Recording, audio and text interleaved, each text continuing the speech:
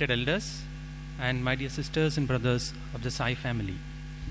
Welcome to SAMARPAN, an offering of gratitude from the alumni of Sri Sathya Sai educational institutions held on the third Sunday of every month.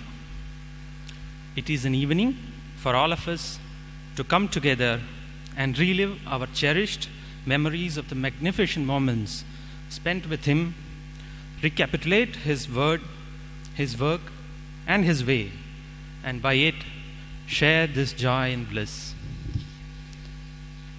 This Samarpan, we are blessed to have with us Shri Aravind Balasubramanya, Content Manager at Radio Sai Global Harmony, Prashanthi Nilayam. Incidentally, he is also my batchmate, and we completed our post-graduation together in Prashanthi Nilayam.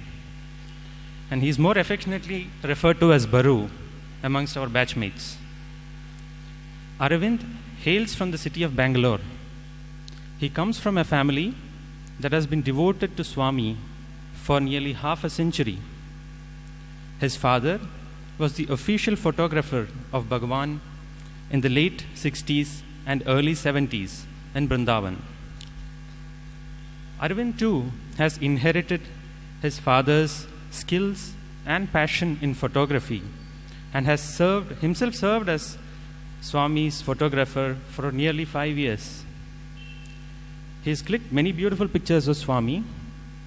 In fact, during our college days, we used to be a little envious of him because he got to have a telescopic darshan of Swami. Aravind joined the Sri Sathya Sai Vidyapeeth, Swami's school in Calicut, Kerala, for his primary education, and joined the prestigious Sri Sathya Sai Higher Secondary School in Prashanthi Nilayam for high school. He went on to do BSc and MSc specialization in chemistry and also completed his MBA. Aravind was very good in academics and had secured the gold medal in BSc, and he was also a strong contender for gold medal during his MSc. However, being his roommate, I can tell you that he was not exactly glued to the textbook always. In fact, he was involved in a lot of extracurricular activities in hostel. I would say that our batch was quite lucky that we got a lot of opportunities to stage many programs and plays in the physical presence of Swami. And Aravind was always among the thick of things when it came to conceptualizing, organizing, and presenting these programs. Aravind is also a good sportsman, and he plays badminton very well. He is, in fact, he was a champion during his MBA. Aravind is also blessed with immense talents. He is an excellent writer, and 3 of his books entitled Memoirs of a Sai Student, Capturing Divinity, and Living with God have been published by the Books and Publications arm of our Central Trust. He is also a very talented speaker and has spoken several times in the direct divine presence in Prashanthi Nilayam on various occasions. More than all this, Aravind has tremendous love for Swami and his teachings. For him, his greatest hero, inspiration, and guide is Swami. And that's what propels him to exceed in all the endeavors that he undertakes. Today, Aravind will be sharing from his treasure trove of experiences with our beloved Swami and will speak to us on the topic, the push of the Lord. Let us all immerse ourselves in Aravind's reminiscences of his prema and his mahima. Over to you, Baru.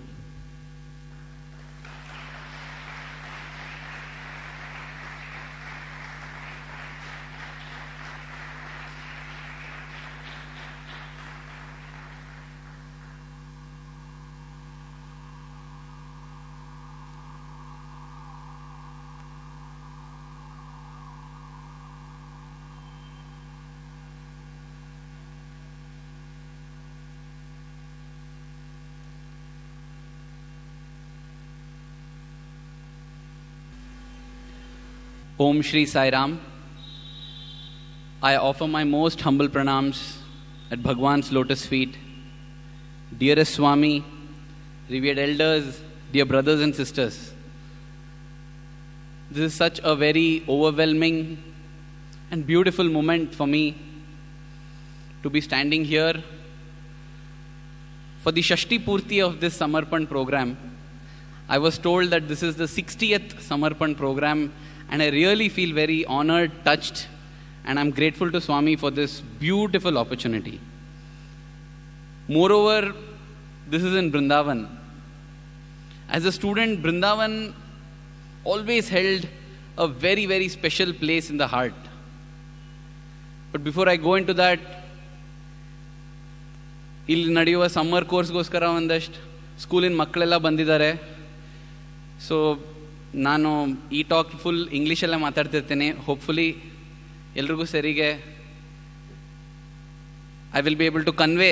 ನನ್ನ ಕನ್ನಡನೂ ಅಷ್ಟು ಚೆನ್ನಾಗಿಲ್ಲ, so ಅದಕ್ಕೆ ನಾನು ಇಂಗ್ಲೀಷಲ್ಲಿ ಮಾತಾಡ್ತೀನಿ. So ನಿಮ್ಮೆಲ್ರಿಗೂ ಸರಿಗೆ ಅರ್ಥ ಆಗಲಿ ಅಂತ ನನ್ನ ಪ್ರಾರ್ಥನೆ. ಇಷ್ಟೇ ನಾನು ಕನ್ನಡ ಮಾತಾಡೋದು, ಯಾಕಂದರೆ ಇನ್ನು ನಾನು ಇಂಗ್ಲೀಷ್ ಕೊಟ್ಟೋಗ್ತೀನಿ, ನನಗೆ ಸುಲಭ ಅದು. So Brindavan is very, very special because this is the place where I saw my Swami for the first time in my life. And I just want to open up and share a few experiences in my life with Swami. You know, the thing about experiences with Swami is that if somebody comes and asks you, why do you believe in Swami? Why is Swami God? The first answer you will say is, when my mother had cancer, Swami cured.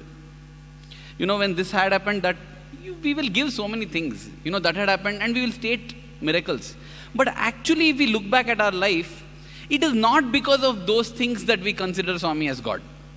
We also don't know why Swami became God for us. But afterwards, to justify, logically we'll tell, hey, come on here, he cured cancer means he's God, right? He did this, nobody else knew, but he knew, so he's God. But actually, those are not the reasons why he became God. Why he became God, God only knows. He only knows. It's just our great blessing and good fortune that we accepted him as our Lord and he became our Lord. And so too now, when I say some of the incidents because of which Swami became my Lord, they're actually afterthoughts. After it happened, I'm thinking now and thinking, why did I accept Swami? Yeah, maybe because this miracle, that miracle. I also don't know why. But I'm so grateful to Swami that he chose to make me choose him as my Lord. Because I don't believe that we can choose who is our Lord. The Lord chooses us and makes us feel that we chose. Man does nothing but shows off like he does everything. God does everything but remains as though he does nothing. That has been my experience and my life story too. I got to know Swami when I was a 10-year-old. I used to see his photograph at home, wonder who he is. Because his photograph was in the altar. I was wondering what on earth is a photograph doing in an altar which is otherwise occupied by idols and statues and paintings. At best paintings. You can't have photographs. Because in the altar you have only gods, then how can you have a photograph? So when I used to ask my father, who is this? You're worshipping him. So he used to tell me, he did my thread ceremony.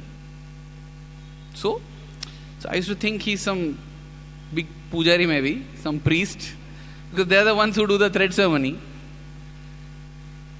So fine, I accepted, okay, revere elders as God. But my question to my father was, what's the big deal about this pujari? What about the pujari who conducted your wedding or my naming ceremony? Why are they not adorning our altar? So this was the question. And when it came to a point where my questions probably became persistent, and the call within became persistent, he told me that, you want to know who he is? He's God. And I accepted. I call myself as free Kamal devotee. Because I didn't have to get a miracle or something to become a devotee. Swami got me free of cost. My father said he's God and I accepted him as God. But there's a thrill and charm in accepting Swami as God like that also. The innocence of a child brings the faith of a child also. And I feel it was a great blessing that I didn't have to tell him that if you do this, you are God. If you don't do this, you are not God. I didn't have to do that. So I really don't know. At that point in time itself, he became God. So if you ask me, theoretically, why did Swami become your God? How did he become your God? It's because my dad told me. He told me he's God, and I accepted it. So, it is the case of faith coming first, and then the experiences came on their own. I had that very doubt in Brindavan, I used to think, when I was studying in the hostel, see, the beauty of Brindavan is, you would get intense, high-quality darshan and sparshan and sambhashan sessions.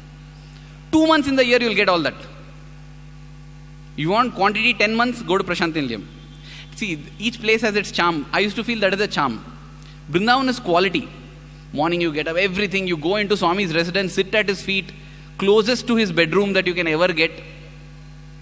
In Parthi, it's not like that. It's more like an office. Seek appointment, there's a darshan time, there's a bhajan time. It's strict. I used to feel like that. But you get lot. You get lots. Prashanti, 10 months a year you'll get. Here only 2 months a year. And that too, it was something like a prized possession, because Swami will not come during the academic year. Mostly he'll come during my student days, he will come after the academic year is over. It's almost like, from Brindavan we would say, Swami, please come to Brindavan. Swami, please, Swami. Swami, please, Swami. We used to keep asking. Whenever we go to Parthi, our agenda is get Swami to Brindavan. Swami, please, Swami. Swami, please, Swami. In fact, there also, so beautifully, once when we were all got up and said, Swami, please, Swami. Swami, please, Swami. Swami said, you please, Swami. You please, Swami. You make Swami happy, then Swami will come. And then what? Swami will come on 31st of March. He'll come on 31st of March or in the first week of April. Almost saying, you wanted Swami, no? This is not only a test for the students, but this I feel is a lesson for our lives. He will come in the first week of April when the vacations have been declared. And tell, you want Swami, now stay. You want Swami or you want parents? You want here, Suprabhatam, or you want video games at night, movies at night? Choose. Choose. Because you said you want Swami. Do you really mean it? Do you really say you want Swami? Because if you really want Swami, you sacrifice it and stay. I'll give you Swami in a manner that you will never imagine. That used to be the blessing for those who sacrificed vacations. Today when I look back, I don't feel you sacrificed vacation. Sacrifice means you give something more than what you receive, right? That never happened. With Swami, that never happened. It's a myth to say that you sacrificed for Swami, because with Swami, you can never give him more than what you receive. You always receive more only.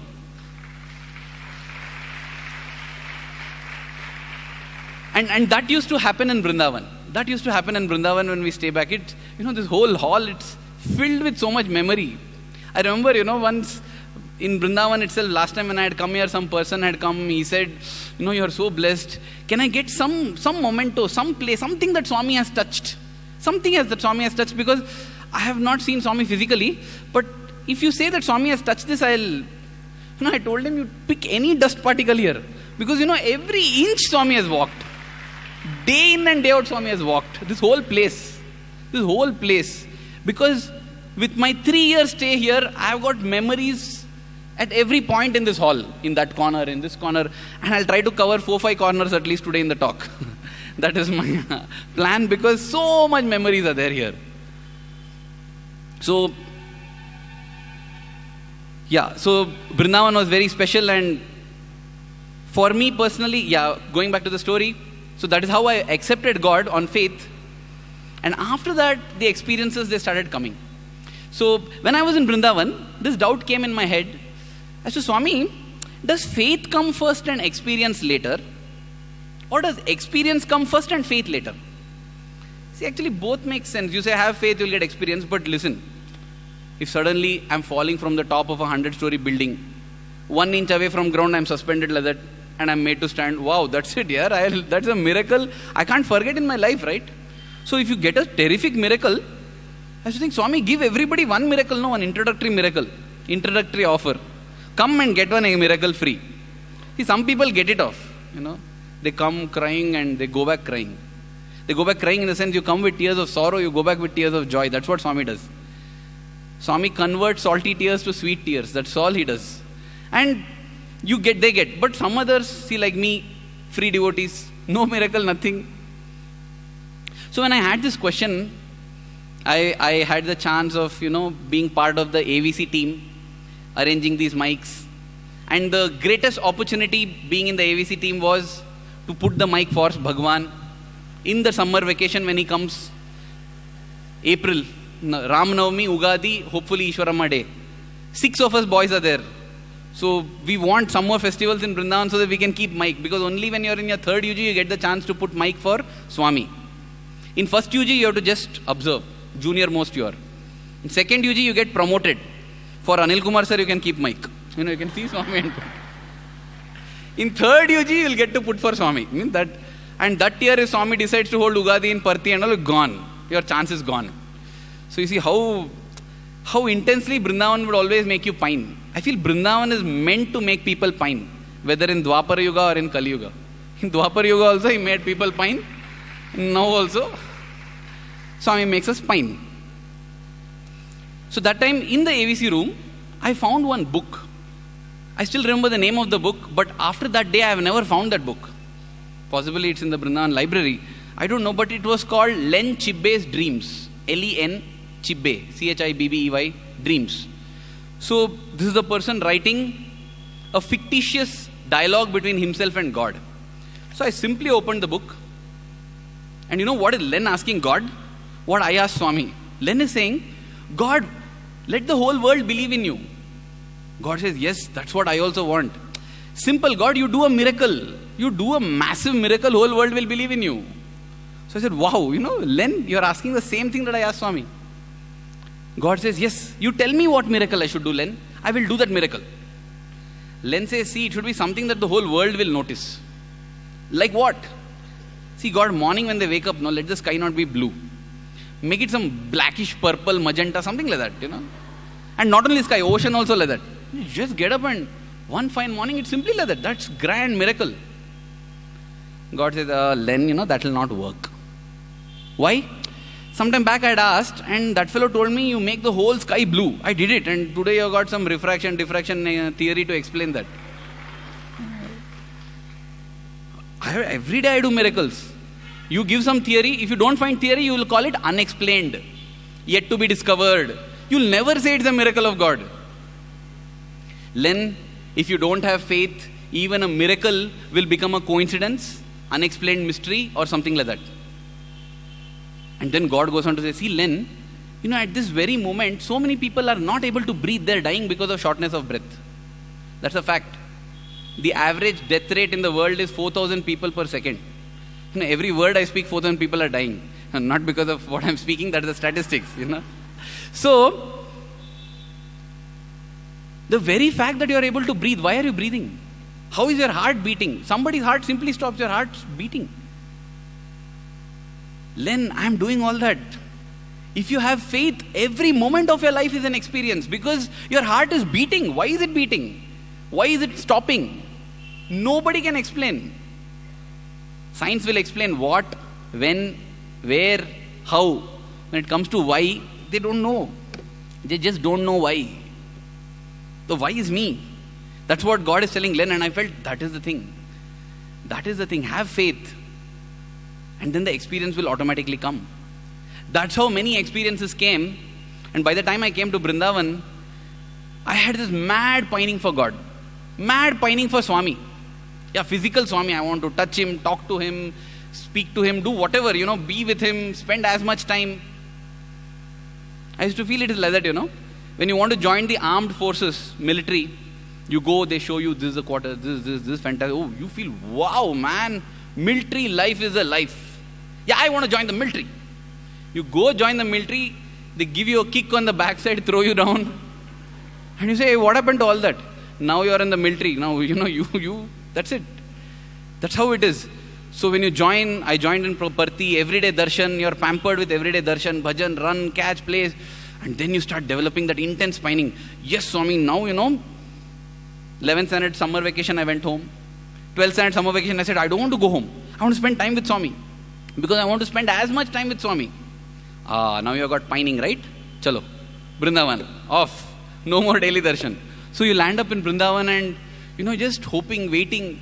Waiting for the days when you can go to Prashanti and have darshan, because as I said, Swami comes to Brindavan, but that is very less time, 2 months in a year.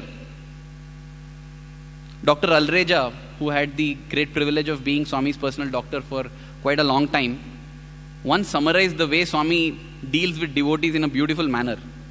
He said, Swami is like the fisherman taking the fish out of the Bhavasagara. We are all in the Bhavasagara, we are enjoying. We feel if we are out of the Bhavasagara, we will struggle. We want to roll and rot in the world only. But Swami is the divine fisherman. He will catch the fish and throw it out. So Dr. Alreja used to say that Swami will take the fish out and put it in the basket near him.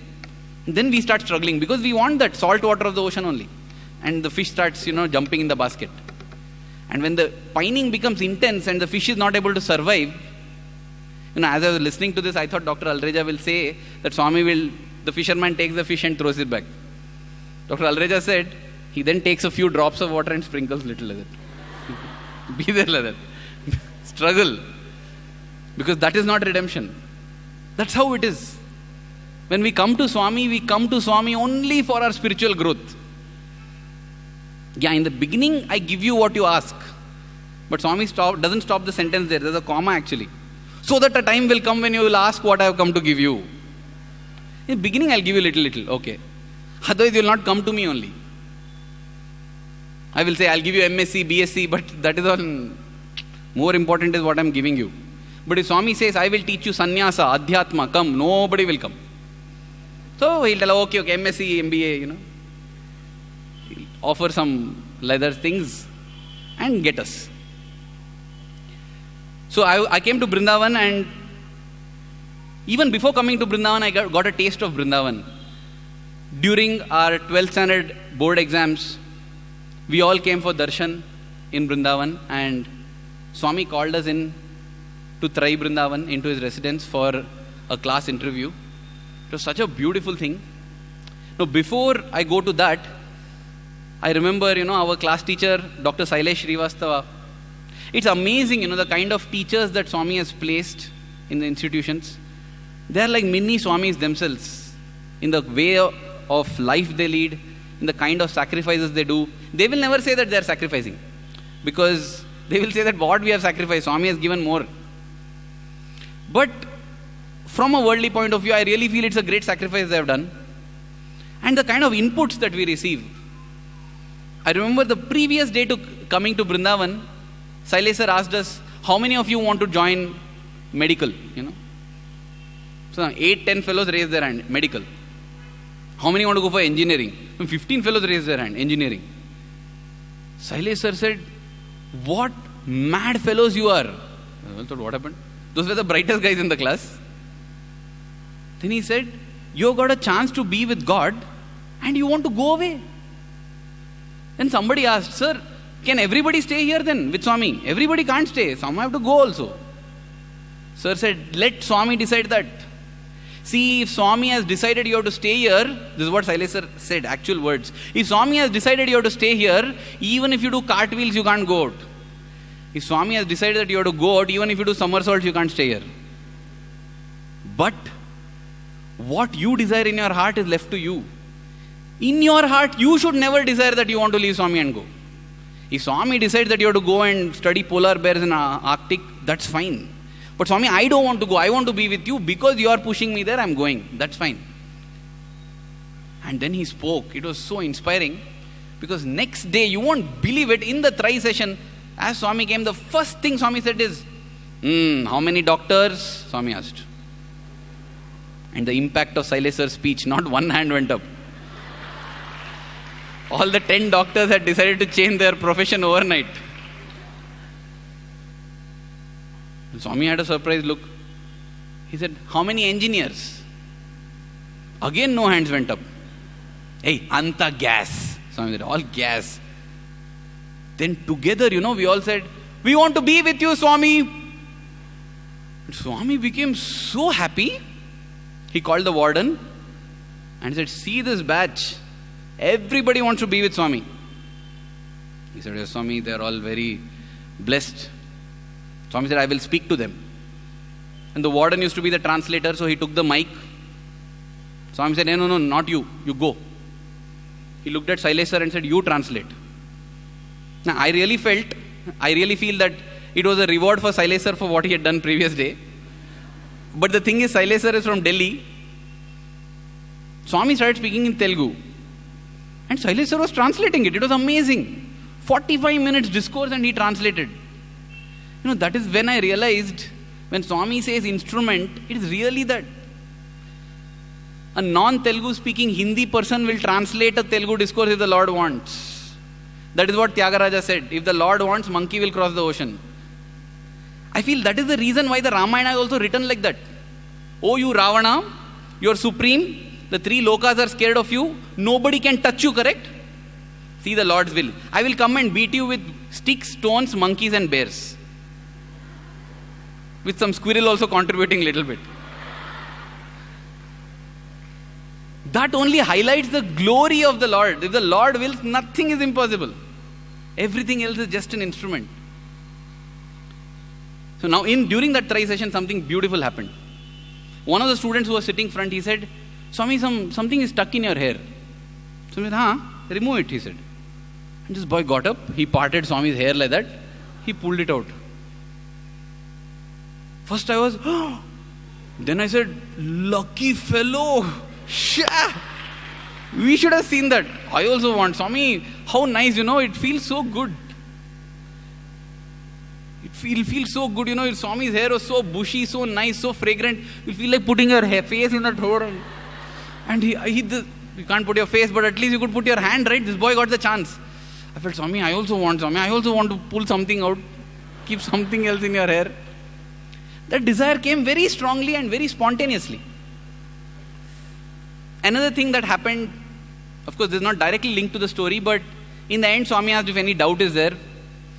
And I suffer from one disease. I continue to suffer from it. The disease of anger. So I asked Swami, how to control anger? Swami said three tips he gave. He said, first thing, when you get angry, go and look at your face in the mirror. It'll be so ugly that you'll feel like changing your face immediately. If that doesn't work, Swami said, go to the bathroom, open the tap, catch Shruti in which that water is falling, and in that Shruti sing a bhajan.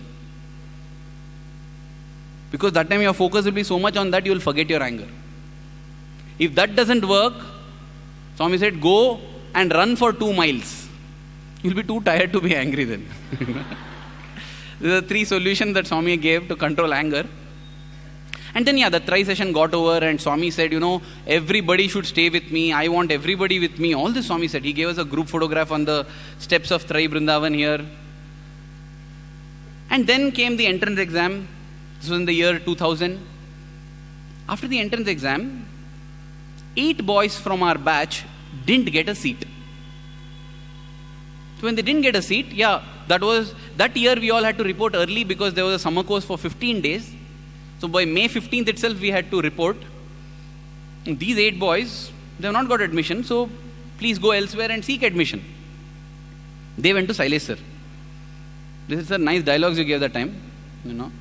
Now see, we want to be, so Swami is sending. So now we can go, right? They just wanted to get it vetted by him. He said, see, when we went to Tri, Swami said, I want all the boys to be with me. It is not that you want to be with Swami and Swami doesn't want you to be with him. You want to be with Swami, Swami also wants you to be with him. Sir, but we didn't get the seat. You be with Swami. You stay here. What we'll do, you wait here. So if we wait, we'll get admission. I don't know. Then, wait. No, this is how it is. Worldly wise, we always want to know our goals. Okay, if I work for this company 2 years, I'll be promoted. Okay, what is the thing? Then I'll join. With God, nothing is guaranteed. Lord, if I come, will I get this? Chustamu. What Swami used to tell? That's what it is. Wait. Wait is don't know. 5 minutes, 5 hours, 5 days, 5 years, 5 lifetimes. You don't know.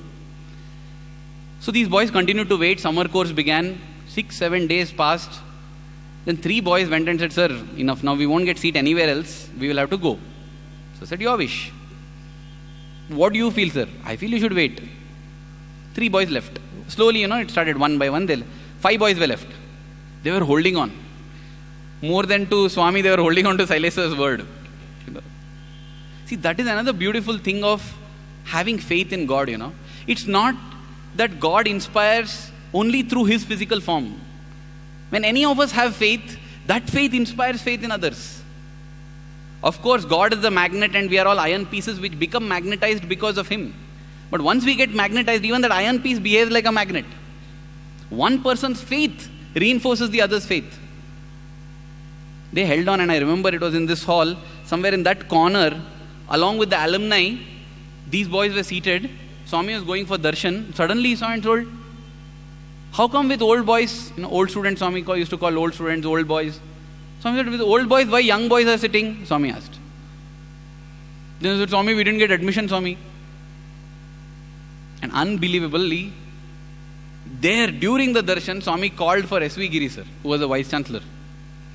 And he told him, hey, test these boys. If they are qualified, take them into our college.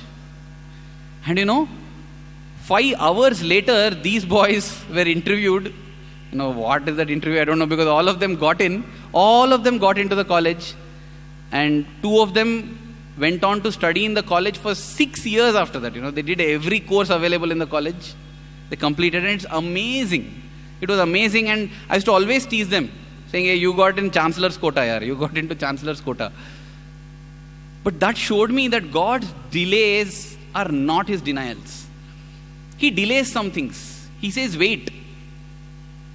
That doesn't mean He doesn't want to give. That doesn't mean He doesn't care for us. He cares for us so much that He wants to give it to us at a time when it's most beneficial for us. Sometimes we get to know how it is beneficial to us. Sometimes we don't understand how it's beneficial for us. But we should have faith that it is beneficial for us. His delays are never His denials. I'll just fast forward this by 3 years, because 3 years later, Swami had sustained a fall, and he would come to this door and go back in a golf cart. So when he would get down near the slope to walk back into his residence, we had to keep a stool. And by rotation, different students would get this stool chance. It was the day when I had my stool chance. I kept the stool for Swami, and sometimes Swami will give you a hand also to get down. Beside me was one of my classmates who was in form. The word form is like how in form in cricket, In cricket, when you are in form, what happens? Whatever you hit goes for a 6. You'll mistime it, it'll go back 6. You'll flick it, it'll go this side 6. You just can't do anything wrong. Like that only. Form boy means nothing can go wrong. You come running and sit. Swami will tell, chi, indiscipline. Elderly people are coming there. You don't even look at them. If that person had fallen, what would have happened? Bad. Same thing, let the form boy come running. See? At this age, boys run behind movies. This boy is running behind God. Like this enthusiasm, do you see? Swami, I ran, you saw old man. You ran, this fellow ran, and so this form boy was standing there, and I gave my hand like this for Swami to get down. Swami gave me hath, in the sense, Swami gave him the hand to get down. And I felt over Swami. But as Swami was getting down, I saw that in Swami's hair there was one mango flower. I said, Swami, mi jutlo emo undi. Swami, there's something in your hair. Swami said, what is it? I said, I don't know, Swami, something is there. Swami smiled, bent his head and said, take it out. And the desire that I had 3 years, 4 years before, of putting my hand into his beautiful, fragrant hair and pulling out something, got fulfilled. That little mango flower, I took it out. See, delays are never denials. Whatever we desire intensely in our heart, He definitely grants it. So there is no doubt about it. But that's why it should be a statement of warning for us.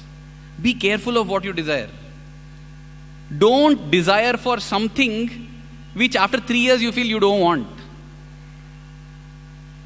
See, we have a different and a kind of a disproportionate perspective of life.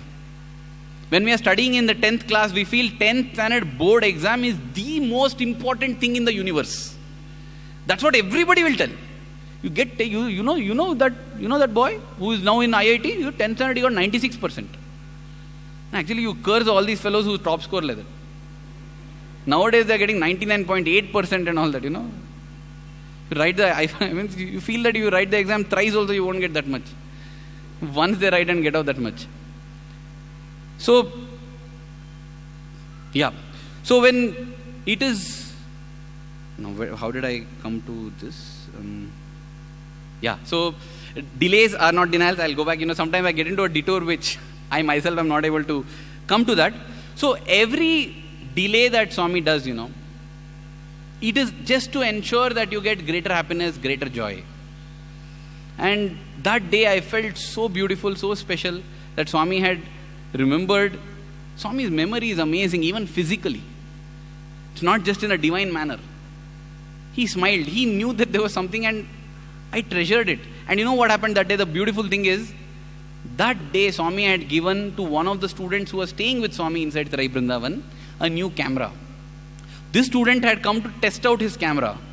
And because of that, I not only took out a mango flower from Swami's hair, I got a photograph of that also, taking out a mango flower from Swami's hair.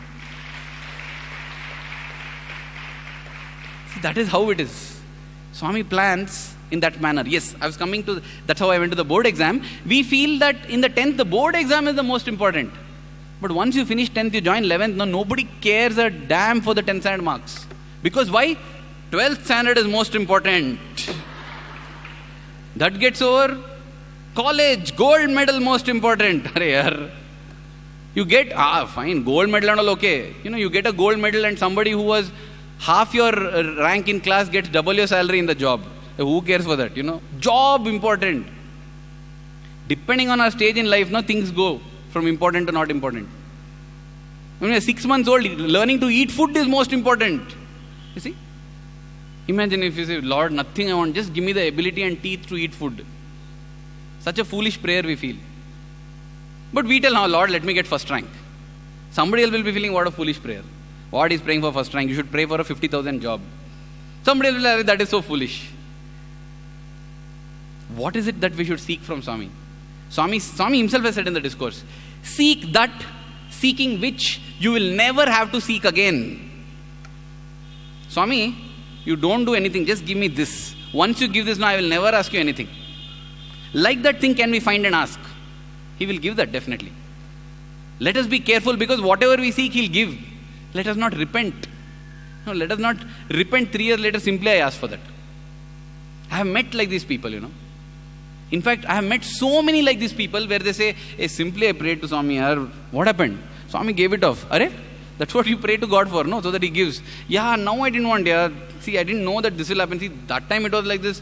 That time, recently I met a lady, She was narrating about how her elder daughter is not getting children.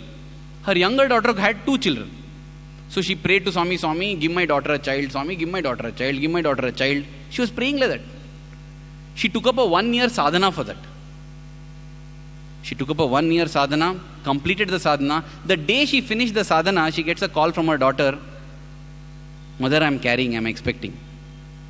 The only thing, this was a younger daughter carrying the 3rd child. And the mother said, Swami, what did you do? Swami, wrong. No, Swami, I meant the other daughter, Swami, what you are doing like this? So when you hear all this, you just feel, you just don't pray at all. Because the Lord knows what is to be given. By asking in a prayer, we make the wrong assumption that we know better than God. We always feel like this. Hey, what's happening in Iraq, yaar? ISIS is bombarding. No, yaar, samajhta loka, God will take care. God can take care of ISIS. Swami, please let me get that job, Swami. He can take care of ISIS, but He can't take care of your job. No, see, world and all He takes care well, but my life, no, let God listen to me. I know better. We feel like that. For everything else, Swami knows all His Leela, He'll take care. So we don't do anything. Poverty, see, it's all karma, it's all, Lord knows. We just, what we can do. Poor are there. But my life, no, I want to be in charge. So let us remember that sometimes even, first thing is, let's be careful what we ask from Swami. Let's ask for the ultimate himself. Anything else is dangerous. Let's ask only for him. And second thing, let us remember that once we ask, sometimes there will be a delay, but the delay is just to ensure that the joy that we get out of it is even more. After I came to Brindavan in first UG, I wrote a letter to Swami. I didn't know what to write because I didn't have any problems. Everybody's health was fine. Everybody was well settled. My academics was going on fine. No problems only. What to write in letter? We don't know only. Usually it's like that. When we are problem free, we don't know what to talk to God. Because God is our one-stop shop for all our problem solutions. Once all fine, what is there to think of God? I didn't know what, but I just felt I still want to write to Swami, so I wrote, Swami, by your grace, everything is fine. I am writing this letter just to experience the joy that I get when you take my letter, that's all. That's all. I wrote a letter like that. Simply for this. And I felt, I used to think, see, Swami will also be happy to read this letter. Just imagine, he'll open one letter, Swami, mother is sick, this is okay. Swami, this fellow fought, this. Swami, my money went in loss. Full problem. What depressing it must be for Swami, We will read interesting books. Swami is reading such morose letters, all filled with. So I used to feel sometimes, let us write a joke and send to Swami. I used to write. I used to do that also, Swami, here's one joke I'm writing. All troubles letters you will be getting, no? Here's one joke, just read and enjoy. One break you take from, and write one joke and give. I used to feel like that. So I felt, this letter also Swami will feel nice. Because in this letter I am not writing no problems, nothing, just simply. So I had written that letter. And whenever I used to write letters of my problems, Swami may take or may not take. But whenever I had written jokes and all this, Swami would every time take the letter. So I somehow felt that, if you, some nice aram thing if you do, Swami will take off. So I felt surely he'll take this letter also. I think that was the day Swami was going to go out to visit some place. I don't remember exactly which place. But instead of coming walking, Swami's car came here. Swami's car was parked. Swami got down. Because Swami didn't want to disappoint all those who are waiting here for darshan. So he said, I'll quickly finish one darshan round and come. So the car was waiting there only. So Swami will finish darshan. He finished darshan. That was the day I had this letter. So Swami came near me. I was sitting in this corner here. And as I was holding the letter, Swami saw and didn't take the letter. So I said, oh Swami, today I'm not getting that joy. The purpose of the letter was to get joy when you take the letter, right? I'm not getting that joy. But then I saw as Swami walked, he didn't take anybody's letter. Then I felt, okay, fine. It's like that, See, our joys are all relative. I'll give you 10,000 rupees. You'll be happy? Yes. Everybody in hostel will get 1 lakh rupees. Only 10,000. You take 10,000 rupees from everyone and give me 10, I'll feel superb. See, I don't want the maximum amount. I want more than everybody else. That's all. That's all. If I can't go higher, dig and let others go lower. Then also I'll feel happy. I just want to be on top. That's how our mentality is. That's what used to happen. In some days in Parthi, I remember one day this boy gave a letter. He felt so happy. After that, Swami came. This was during darshan. During darshan, I gave a letter to Swami. Swami took the letter when he was going on the wheelchair. Then Swami came and sat in the front there. He began to call boys. Come, come, come. And he's taking letters from all of them. And he took letters from some 100 boys. And by the end of it, I was feeling so depressed. Why, what? They're calling and they're going and giving. Me in darshan line only I gave off. So on the day when Swami takes others' letter, you feel low. Same thing. But same thing if Swami had taken my letter and not taken anybody's letter, no? I would have floated 1 inch in the air and walked. I would have become very, spiritual. In hostel language, we used to call it AIDS. AIDS. Acquiring intense devotion suddenly. The day Swami speaks to you, you walk with a smile on your face. You chant Brahmarpanam with a straight back. You get up for next day morning Suprabhatam in time. All this will happen. That is AIDS. It's only intensity. It should last. Shraddha and Saburi. Suddenly you get Shraddha, but Saburi will be gone. 3 days after that, Swami doesn't talk. What is the Suprabhatam? Leave it. We give up. So that day when Swami walked through the center rail, he was in a hurry because I think the car was waiting. He didn't take anybody's letter and I felt, nice, fine, okay, see, Swami is busy, no problem. Then he came to the gent side, he walked, he collected a few letters. That also I said, okay, fine, no problem. There must be some emergency letters. Somebody's health may be bad or something. So he has to take, fine. When he reached this corner, all the letters he handed it to the person who was walking behind. And he stopped. And he slightly turned and he began to look in this direction. I suddenly felt, oh my God, will Swami now walk to the car in this path? Then I'll get one more chance because I'm in the corner there. This way also I got a chance, that way also. So I slowly pulled out the letter again from the pocket. It had been parked in the garage already. I pulled it out again and held it out. And Swami, made a straight beeline, straight walk to me, only took my letter, didn't walk to the car, turned back like this, went from the gent side, climbed the stage, sat on the stage for one bhajan, holding the letter, putting talam with that letter. After that one bhajan, Swami said, I have to leave, got up and went to the car carrying the letter with him. I was floating, Wow. Swami, you came all the way. See, from there actually easier path is to go off like that, no? Why you have to come like this? And I was in such joy. That is when I realized, I felt Swami denied taking my letter. He denied. It's not a delay, it's a denial, I thought. But even when Swami denied, then I realized why I had written the letter. I had written the letter because, Swami, I'm writing this letter for the joy I get when you take my letter. Swami said, okay, Bangaru, I'll give you that. I'll give you more joy than what you're imagining. You're thinking I'll come and when I'm passing by you, I'll take the letter. No. I'll not take when I'm passing by you, showing that purposely I'm not taking the letter. Then when I'm very far from you, I'll walk all the way to you and take your letter to show you that, I came to take your letter. So whether God delays or whether God denies, it is only to ensure more happiness and more joy for us. He's always concerned about us. He's like a mother, divine mother handling a baby. Recently, Bhagwan blessed me with a baby daughter. And when I took her for vaccination, she was holding on. I was enjoying that attachment of a baby to the father. And during the vaccination time, I put her down and the doctor poked in a syringe. When she was just few weeks old, she cried because of the pain. She stopped crying within 5 minutes once you rub the cotton. When she's 3 months old and the injection is given, she has got a little intelligence. She cries for a longer time because one thing is the physical pain. Second thing is, Father, you ditched me. I trusted you. You went and handed me to somebody with a 2-inch long needle who poked me like this. I feel we are like that with God. I don't know what to tell her. I'll tell her, you just grow up. Once you grow, you will be grateful to me for having got you poked. I feel God is also telling us like that only. You're thinking that I'm putting you to pain. Just grow up a bit.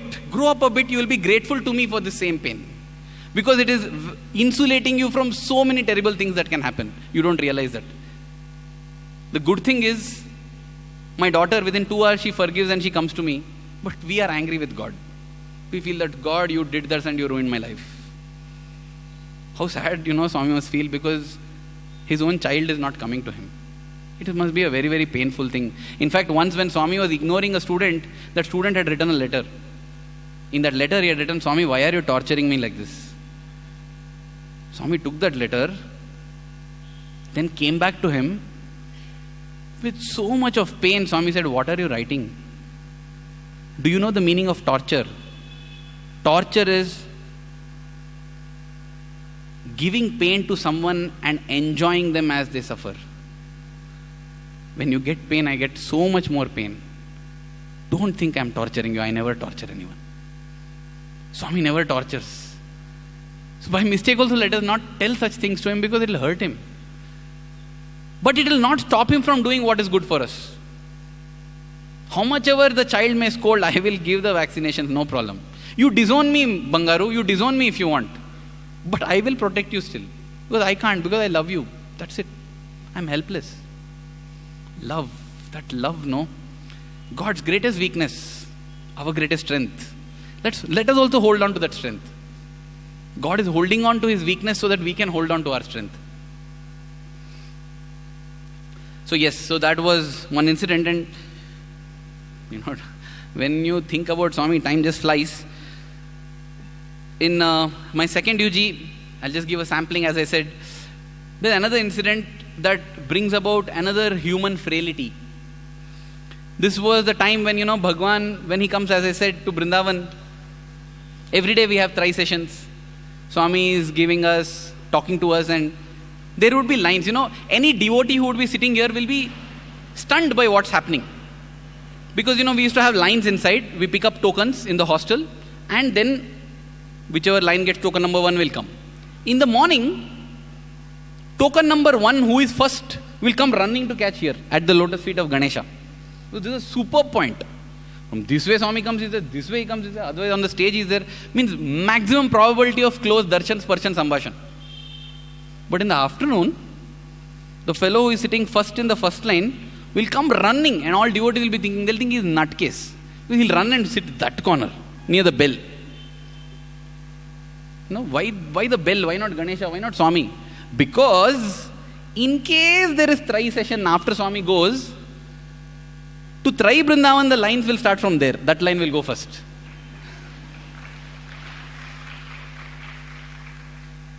Sometimes we feel bad, I wanted to be with Swami, Swami sent me away. I wanted to dedicate my life and be here, but Swami told, go there, go serve your parents.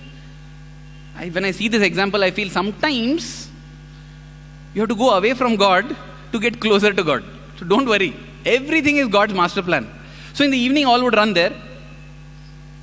And it so happened that once, 3 times in a row, I got first. 3 days continuously, I got first. Sitting there.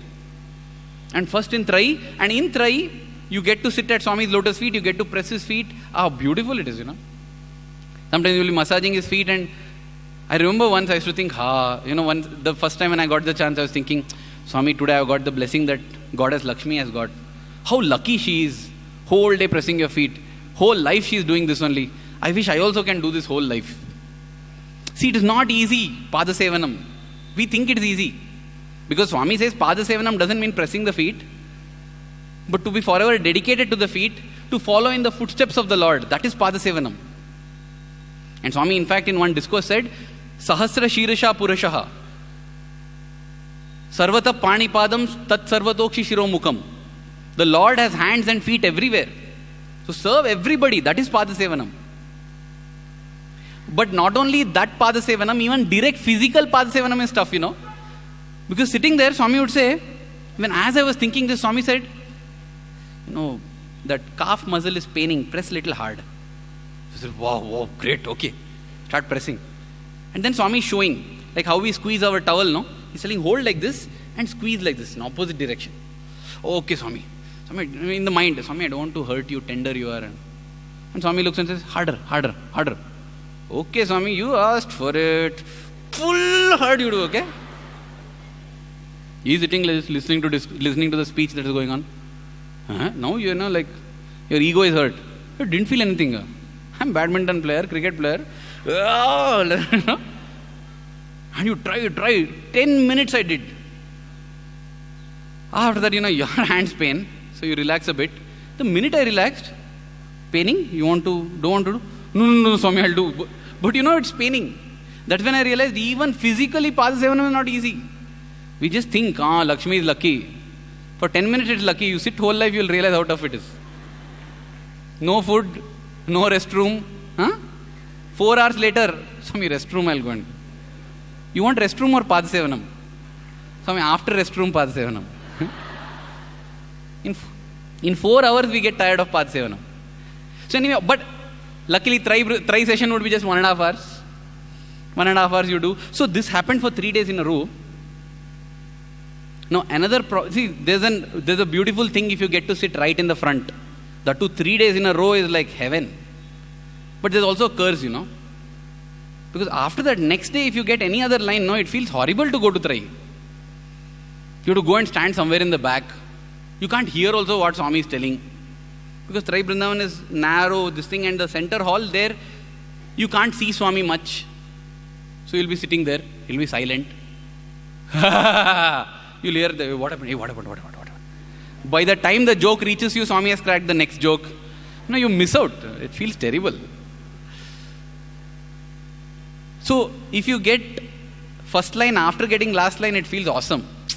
But if after getting first line for 3 days, the next day what happened was, I got some ending line. I came. I sat. That time you feel, hey, Swami, actually the mind, selfish mind says, no need of try session today because anyway no use for me. I'll be somewhere back. Instead of that, we can go and play some cricket. Used to call it Mundu cricket. Fun it'll be. But the mind, no, it will cover up its selfishness. Mind very cunning, it is very smart. What I'm saying, Swami, every day for a week you have been giving try sessions. Take a break, Swami. Take rest. Everybody thinks only of themselves. Everybody wants try session to sit in front to do. Does anybody think of you, Swami? How tired you must be getting? Day in and day out you're slogging. Take a break, Swami. And I'm feeling, see how selfless my prayer is. Not knowing that me, cunning, I'm doing this because I don't have a chance there. So I was praying like that. Aarti got over, Swami left, Swami went. Then all the eyes will shift to this door. That's why I'm telling you, any devotee will think, what is happening? Swami went in that door, they're all looking this door. Because this door, the signal will come whether Trai is there or not. Don't think that we are not interested in Swami. This is our route to Swami. That is the thing. So the door opened, the person came. From his face only you can make out. Trai session means like 100 or 1000 watt bulbs with eyes will be glowing. No Trai means it will be like as if Third World War broke out. That's it. So everybody has to get up and go. And everybody had to get up and go. And I felt, wow, see, Swami heeds to selfless prayers. I prayed that Swami take rest, Swami took rest. See, I felt again. I was floating already in the sky, I floated some more. But as I said, I was part of the AVC. So all the mics, you roll the cables and you take back the mics and put everything. As this was happening, 2 of us were doing it. And I was trying to do it fast. Because I want to go and join the cricket. If you go late, the teams are already selected, then you won't get a chance. So I'm rolling it fast. Suddenly one teacher comes running out of Trai Brindavan. He says, where are the boys? I said, sir, they went to hostel. You have walkie-talkie? Yes. No, Swami is calling for Trai session. Sir, confirmed. No. Swami has said he will tell. But why did they go off? It is not yet confirmed that Trai is not there.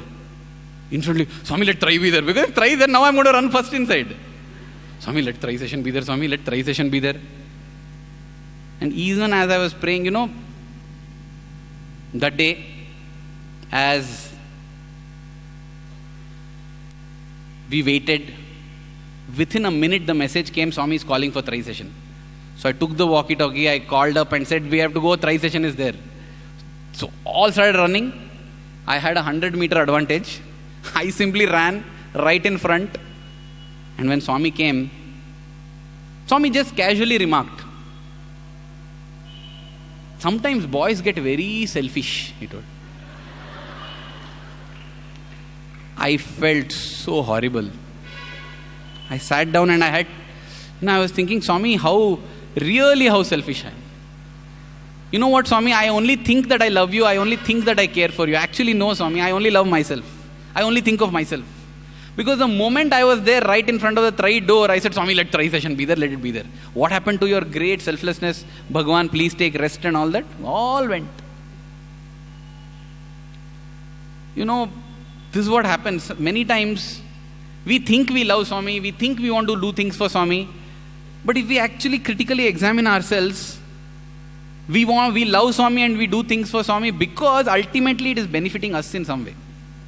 When we don't see a benefit for ourselves, we don't. It's very, very, I'm not saying that some people do this. Every one of us does this. We are all selfish.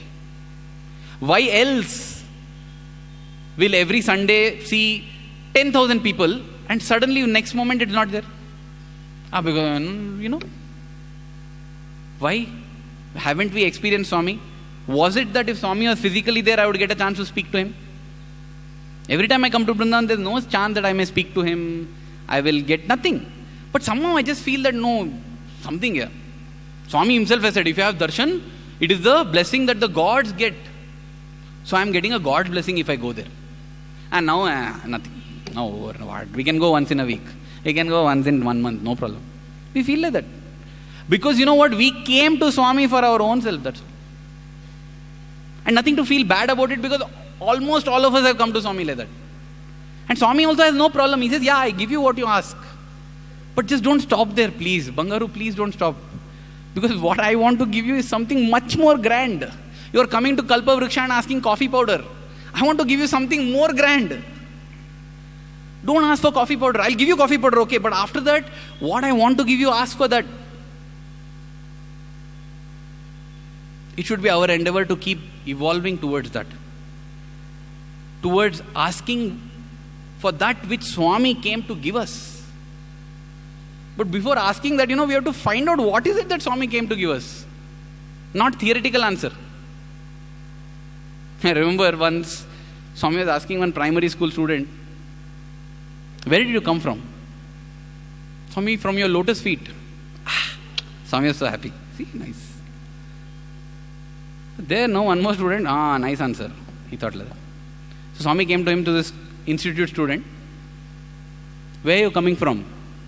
Swami, from your lotus feet. Hey, where are you coming from?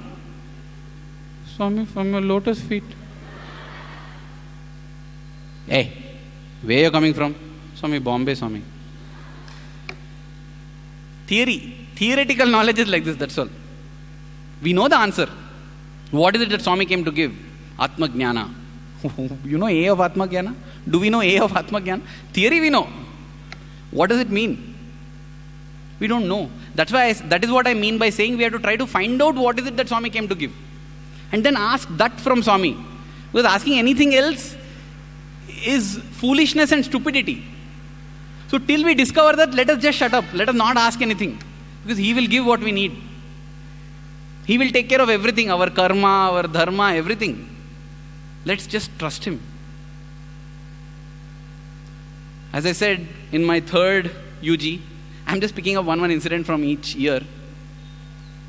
This was a very hitting incident because it taught me multiple lessons at the same time. This year I was a senior, third UG, so all the privileged opportunities and chances I will be getting. And in that year, there was also going to be a summer course in Indian culture and spirituality in Brindavan, and all the students from all the campuses, from Prashant Nilayam, from Anantapur, all had come here. So usually in the hostel there will be about 300 students. During the summer course there will be nearly 1,000 students. Everybody would have come. And so therefore, lot of responsibility.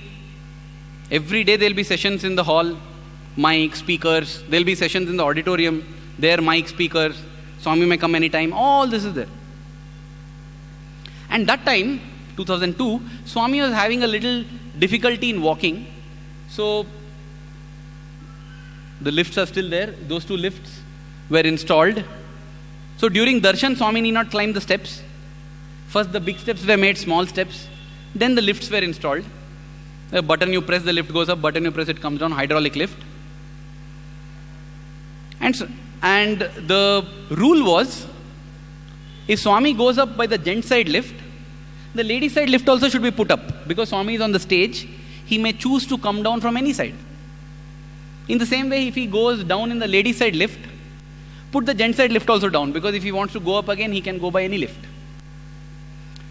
That responsibility also was given to the AVC boys. So it was a nice thing. I remember the day, it was the 22nd of May 2002. The Buddha Purnima celebrations were on. And every year, one country would be given the opportunity to be the main country leading the celebrations. That year, it was the turn for Nepal. So all the Nepali devotees, they had filled this entire block here. And I was sitting here. 1.1 we used to call. First line, first person. 1.1. Right at the feet of Ganesha, at the feet of Swami. And I had 3 duties. One is the mics for their bhajan singing. That's my AVC duty. Second is the lift. Third, I had my camera in hand. Photography also. A beautiful day it was supposed to be. Swami completed darshan round. Went to the ladies' side lift. And went up. And then came and sat on the chair. As Swami sat on the chair, he is right in front of me. See, the AVC boy was supposed to sit in the front. They tell sit somewhere in the front. I had chosen it right in the front. Somewhere in the front means somewhere here. So as Swami sat on the stage, on the chair, the walkie-talkie beeped, and Nandagopal sir, who is here sitting here, he is the AVC in charge even today. He told me, Aravind, the lift is down on the gent side, go and put it up. I said, sir, I'm sitting right in front of Swami now. Like this. So I'm in front of Swami. Do bhajan also. If Swami sees, should be doing bhajan, no? So now I think he was shocked because he didn't expect me to be sitting there.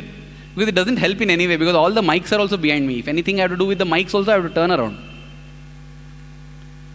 But then apparently, the warden came and told him, no, you put the lift up. The lift has to be put up. And over the walkie-talkie, I heard the warden's voice. And I felt, now I have to do it. Against my better judgment, I felt, no problem, I'll get up. Imagine getting up during bhajan and walking. I felt I'll do it. And again, see, this is another misconception we have. If my classmate tells me, hey, go and put the lift up, no need. My teacher in charge tells, I can't tell him no need. Sir, actually I'm in a difficult situation. How will I'll try to explain. Warden told me, warden told I can do. Yes. Why? Because my friend doesn't interact with Swami. My teacher sometimes interacts with Swami. Warden daily interacts. So therefore he is the top, this fellow is bottom, this fellow is bottommost. We feel like that. We feel that the pujari is as important as the idol. So what I did, I got up and went. To put the lift up. I didn't see Swami. Swami saw me. But when I went there, Jain sir was seated there. He looked at me. I didn't look at him because I was supposed to do my duty. I put the lift up and then I looked at him. I thought he'll be proud of me having done my duty. Fool, he told me. What happened? You sit down, he told. I sat down. The thing is, I had left my camera here, right in the front. In that first block, instead of somebody sitting there, a camera was there with a big lens and a flash. I told, sir, my camera is there. He said, your camera also won't be there, you also won't be there. You saw how Swami was looking at you. Why are you moving around during bhajan? I said, sir, warden told to put the lift up. He'll tell you to jump in a well. Will you jump? He asked me. I just sat there and I was seeing, and Swami was enjoying the bhajan. He didn't look angry and all. I was thinking, what is this sir hallucinating? Swami is looking good only, he's fine, cool. And they're all doing bhajans and Swami is very happy. And Swami looks at them and tells them, do more. And now they're on their knees and doing.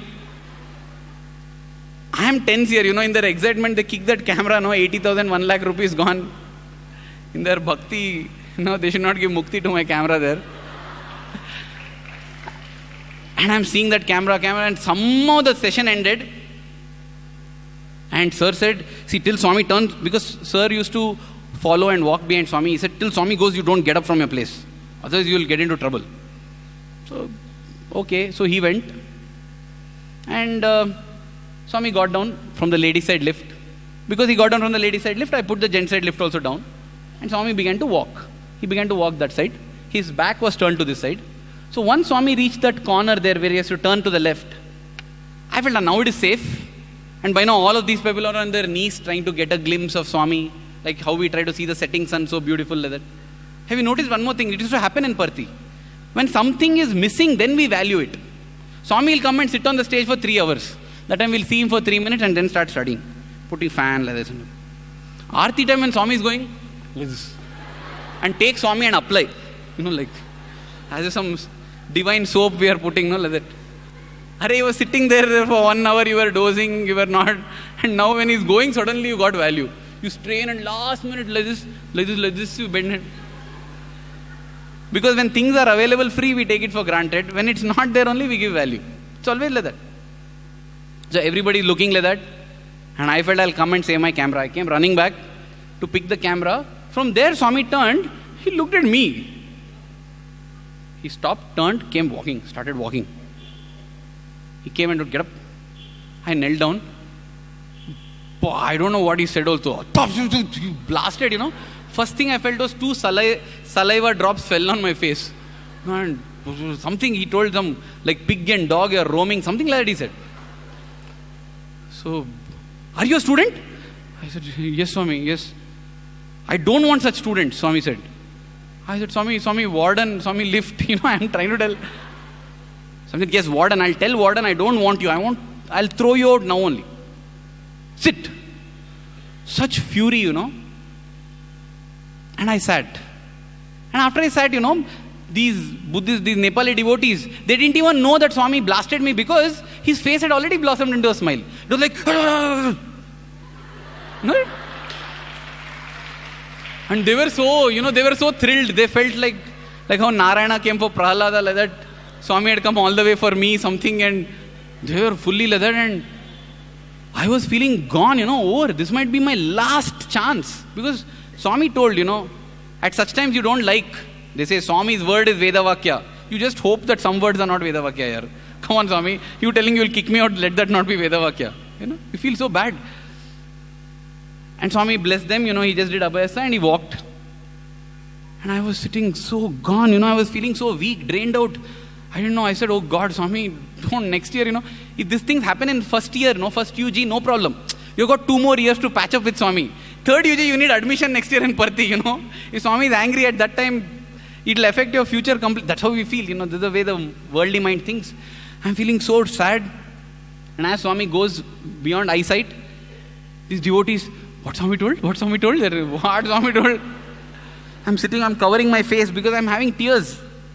Everybody, what Swami told? What Swami told? And I just lifted my hand. Tears were down my cheeks, I was crying. Then the coordinator, I think, he came and told, hey, please, he's very overwhelmed. He's in bliss now. Leave him now. You, Papam, don't disturb him. Nice, huh? Nice. All of you laugh and enjoy. I was crying, like this only. They also were happy. So, I thought, let me go and see, If Swami tells he'll kick me out, no problem. He should not tell warden to kick me out. Because if Swami tells no problem, the warden will take seriously and really do it off means, I went, that's why I took a mic and I walked because I had that privilege. And I thought, okay, fine. If this is my last chance to go to Trai, let me go off. So I picked the mic, went there to see. And warden went to Swami with full smile. Swami said, one fellow this much with camera. Who is that fellow? Who is you? Means I can't hear him, but I can make out. See, for bomb blast, you don't have to be at the site of bomb blast. You can hear it from far only. Something he said, something Swami said. And then warden went. Later on, Nandagopal sir revealed to me that he came. He told Nandagopal sir, you please kick him out. And that's why I say he teaches such gems. He stood for me. He said, so no sir, I will not kick him out. If Swami asks, you can tell that I kept. Let Swami kick me out also because I told him to do. I was very touched when I heard it, but at that time I didn't know. At that time what happened was, all people would come, all VIPs would come to meet warden because, everybody has this theory that you please the pujari, the Lord will be happy. So you have to seek blessings from there only. But that day, pujari didn't want to meet anyone. Call Aravind. Everybody thinking, who is this VIP? Everybody is waiting and I walked in. And for the first time, warden told everybody else also leave the room. Whoa, this thing is some really... Swami must have told, let him get his whole family for group interview. Something like that they must have thought. So he asked me, Aravind, what did you do? I said, sir, I put the lift down. Why did you walk in front of Swami? I said, sir, you told me to do that. If I tell you to jump in a well, will you jump? I didn't know what I'll do. I said, actually, yes, I would have jumped, but I didn't know what to do. He said, see, Swami has told you should be kicked out. Sir, I don't want to be kicked out, sir. Nothing can help you. He told me to get you there so that he'll kick you out. Sir, please save me, sir. No, another mistake again. I didn't tell Swami, please save me. Sir, please save me, I told. So I said, okay, I'll save you. You pray. You pray that nothing should happen. You pray that Swami should not talk about you. Pray that Swami should not ask about you. Pray that Swami should not even think about you. Can you believe it that a devotee will pray, Lord, don't think about me. Lord, don't talk to me. I did it. Swami, please don't ask about me. Please don't think about me. And then the next thing, next instruction from warden, in order to be beneficiary of his protection. Don't ever sit in the front. Sometimes, as I said, if you're a form boy, for the period of form, you don't have lines. Whenever line is going, whichever line is going, you'll join first in that line and go because you're in form. I also had that privilege. Whichever line is going last, in that last I should be. That was the instruction given. Don't show your face also to Swami. He'll see your face and remember. So I said, okay. That day I was sitting somewhere back. Darshan got over. Evening again I was called to the warden's office. He told me, congrats. Sir, Swami didn't remember you. Wow. Thank you, sir. So keep praying. Continue to do these things. It's like, almost like, doctor will tell, no? Good, nothing. You won't die immediately. Continue to take the medicine like that, no? He told, so nothing will happen now. So continue to not show your face. Continue to pray. Continue to sit behind. Okay, surely. This went on 2 days. And I said, no, this was a summer course time. Every day in that auditorium, only some 500 people will fit. 400, 300 people have to sit outside every day. And every time I'm in that 300 because I am the last point last. In every line, I'll be in the end, right? Because I should not be in the front.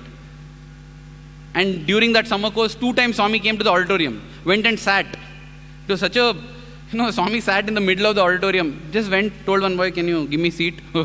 Yes. And he sat there. Everybody turned, started looking at Swami. Swami, look at speaker. Who will look at speaker, Swami, All are looking here only.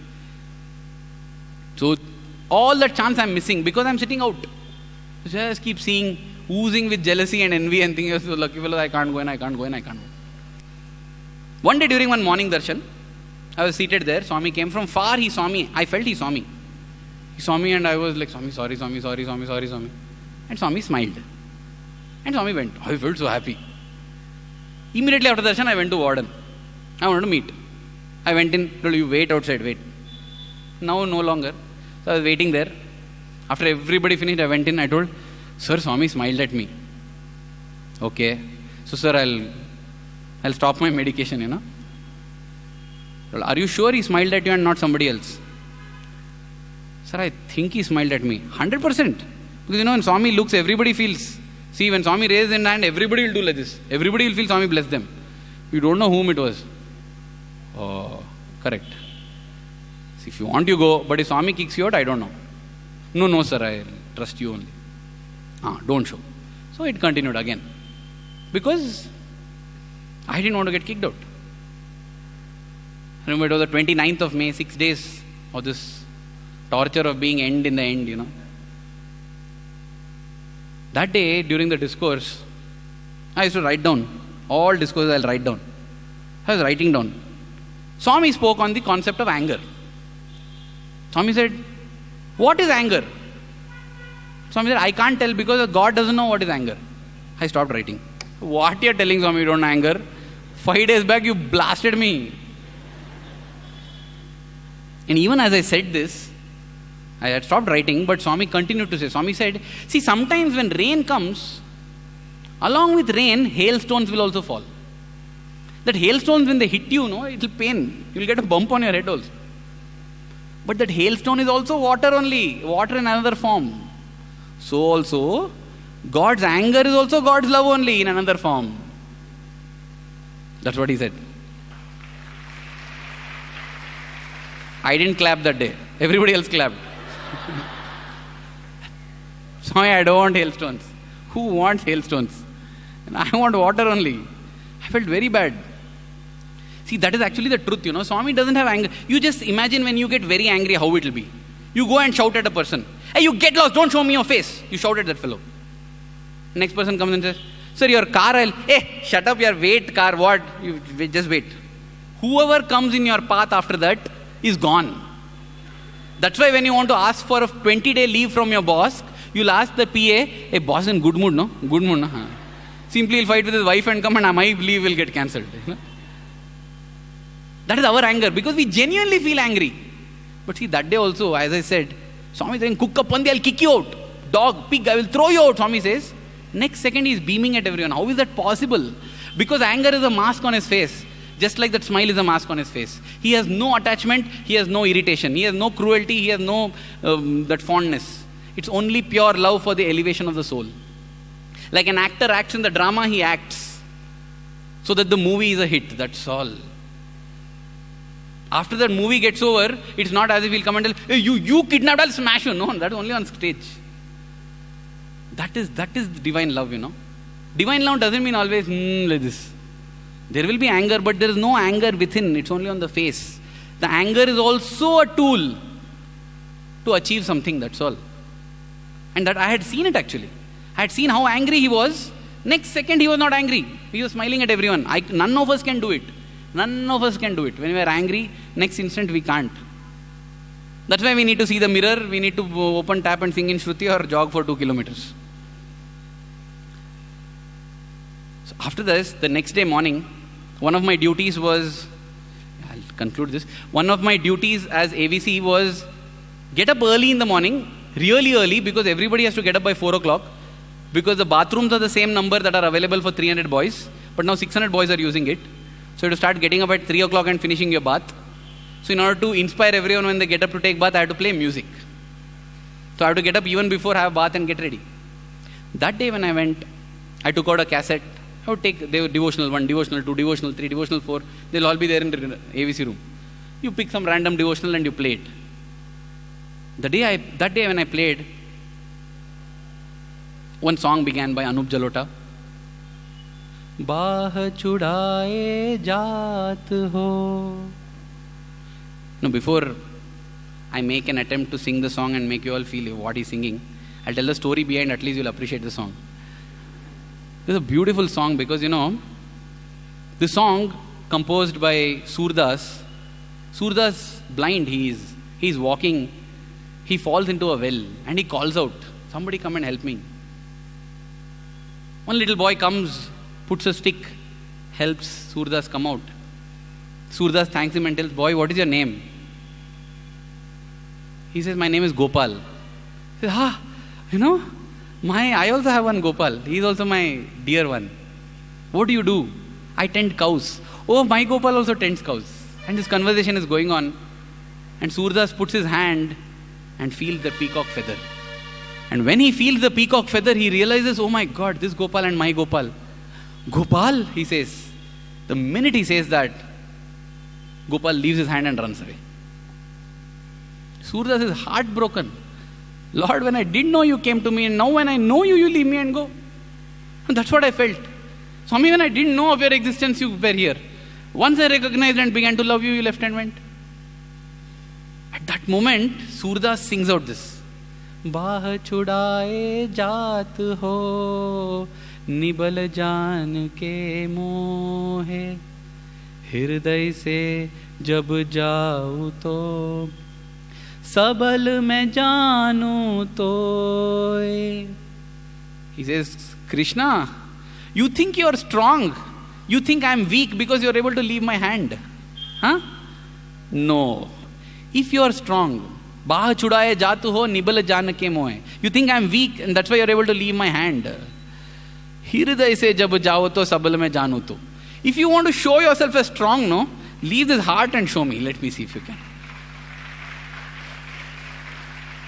And as this song began, as it went over the PA system in the hostel, I was in tears.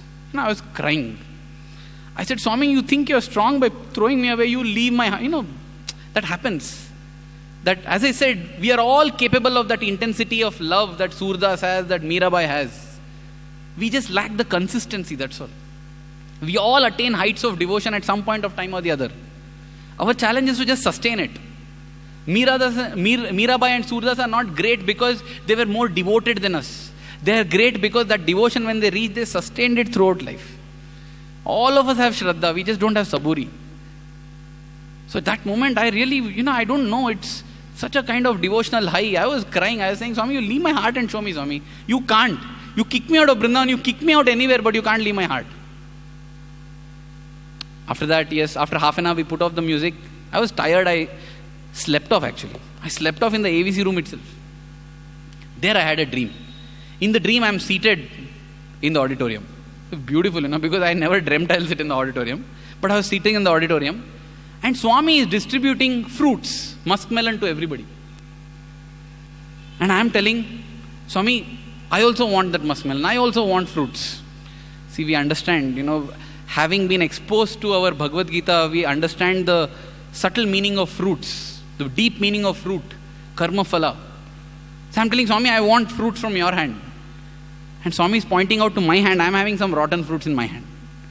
Swami is telling, you quickly finish that, then I will give you these fruits. So I quickly gobble it and say, Swami, done, come here. Yeah, now I'll come. And Swami is coming, and I'm telling to one brother beside me, can you get up? Swami wants to come here. He says, okay, he gets up, Swami comes and sits. And then I tell, Swami, why you got so angry with me? Swami says, no, I didn't get. I'm surprised because I'm thinking that he's angry. Then Swami, I will come and sit in the front. No objection, Swami said. I will sit in the front with the camera, Swami. No objection.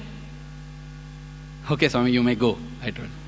That was a dream, and Swami gave me those fruits and went off. And I woke up. Now again, see, many times we feel, everybody gets their answers, everybody is able to see Swami, we are not able to get. That's why we feel, he is able to see Swami, so let's ask him. Because his answer is like Swami. No, it is not like Swami's answer. It's like telling, I don't want to order my own food from the hotel. What you have eaten, I'll take from your mouth and eat. Same only. It's easier for me to digest also because you have already partially digested it. Just because it's easy, will we eat from somebody else's mouth? No, I'll eat. I'll digest it, I'll chew it myself, no problem. It may take time. Sir, order will take half an hour, no problem. I'll wait. I don't want to eat that fellows. Same way. We have to seek on our own. So when I woke up in the morning, what I say is, we feel that I'm following somebody else because I don't, Swami doesn't answer me. Swami answers. We either don't have the ears to listen or the guts to follow what he tells. That's the thing. We just don't have the guts. We know the answer from within many times. We just don't have the guts. And in such situations, what happens when we ask anybody for any number of times, we'll never be satisfied with that answer. If I go and ask X, what should I do? X tells me what I want, then I'm happy. If he tells something else, no problem, I'll ask why. Why? Why ask an X? Swami. Here now, see, I've got the dream, so clear it is. Now what do I do? Tell me. Should I come and sit in the front with the camera? Oh my God. What if Swami kicks you out? After all, it's a dream, no? Swami says, Swami's dreams are true. Okay, but, it's like I was going on the road and the dog started barking, I started running. Somebody said, don't worry, barking dogs don't bite. I know that dog should know. If it bites, so what I'll do? Why take a risk, It's like that. When it comes to others, we'll give gyan, we'll shower, jnanodayam. When it comes to our own life, we are in doubt. Dreams of Swami are true. But my dream now, I don't know. If I follow and get kicked out, then? So this was a fear. But I decided I'll follow it anyway. I went to the teacher in charge who would give camera slips, permission slips to get camera. He had been specifically told by the warden not to give me. Naturally, because I'm not even sitting in the front. What, I'll take camera. I went and told, I was ready. I'll tell him the whole dream, tell him everything. And tell him, sir, at any cost, give me the slip. I went to him, I said, sir, I want to take camera today. Morning or evening, he asked. Sir, both times. Okay. Okay, cool. Took it and came. Done. That is done. Now I have to get the camera and sit. So I got the camera, sat again here in the front. Swami came. As he was passing by, I was just hoping. You'll all be thinking Swami came and said Bangaru and nothing. I didn't want him to talk also. Swami, just walk. Every time you ignore me and walk, no, like that only walk. Fine it is. Just that nothing should happen to me in the front. And Swami just walked. Nothing happened. I was so happy. Wow, I felt awesome. That day after darshan, Nandagopal sir called me. Hey, what happened? Sitting in front with camera? I said, sir, problem got solved, sir. Oh, very nice, he told. In the afternoon, again he called me. He said, what is it problem got solved? Warden is telling nothing happened. No, I just decided, see, with Swami, that's it. Swami is always giving his hand and telling, do you want to hold my hand directly or not? I remember what I told. I said, sir, no, sir. Problem was never between me and warden. Problem was between me and Swami. It has got solved there. I said, okay, your wish. He must have told it to warden because warden called me. He said, see, if you come there, you will get kicked out. So listen to me. I said, no, sir. Sir, Swami came in. See, Swami will come in your dream. All that, see, when you are suffering, no, you will hallucinate such dreams only. This is what he told me. I said, no sir, I would like, as an AVC boy, it's a privilege that I have to stand there. I will come and stand there today. He said, if you stand there today, you will get kicked out, I'm telling you, because it's not even 6 days since this happened. I said, sir, if Swami kicks me out, I will go out happily, sir. But I want to stand there. He was shocked with my change in courage, See, that's what happens when we follow Swami. Automatically we'll get courage. He said, okay, your wish, fine. Yeah. How much will we live in fear? Beyond a point, fear also makes no sense. No problem. Oh, fine, okay, Swami. Where? You can't leave me and go, Swami. Kick me where? If you kick me to Burma also, you'll be there with me. Kick me to Mars also, you'll be with me. You only have to take care. Easier to take care of me when I'm in Brindavan. Why you want to kick me to Mars? Huh? So I went and stood there. But mind is always like that. There I had great courage, but when I stood there, I was thinking, no, Swami, full dialogues I gave and came off here. Don't do anything here, please, Because most of the time Swami comes walking, I would be standing next to a speaker with a volume control, because in case Swami speaks to somebody there in Trai Brindavan, to reduce the volume so that they can hear. That was the duty. That was the chance actually. So Swami, when he comes, he will be talking to everybody. Once everybody is crossed, only the AVC boy will be standing there. At that time, Swami will start admiring the beauty of the blue mat on which he is walking. He will look down and walk. Very rarely he will look at your face. He will not even know that you are existing there. The tulsi plant, Swami has seen more than the fellow planted beside it. That's what I used to feel. Today I was hoping that the same trend continues. Swami, just continue what you are doing every day, that's all. Then I will also continue what I am doing every day. So Swami came. I was holding a kerchief in my hand. That was also a tradition practice. In case Swami wants to. Sometimes he has done that. Once he has even entered the AVC room and combed his hair. Yeah, nice, fine, before going. How much Swami prepares for darshan? I used to really feel. We should all prepare for darshan and come, because Swami prepares so much and comes for darshan. So Swami came there and I'm standing there hoping. As he's coming close, I'm saying, Swami, just to walk, Swami. Just to walk off. Just walk away. He comes, he's holding his robe.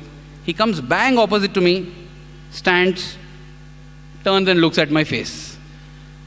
The mind is very quick, Actually, it was only 1 second. But in that 1 second, I was like, Swami, you only told to come, okay? Swami, you only dreamed that no problem, no objection, all that you told. And I gave me courage to give dialogues, everything. Swami, don't do anything, please don't.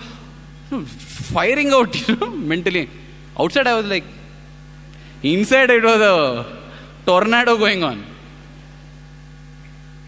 And you know what Swami says? Swami asked me, where are the fruits?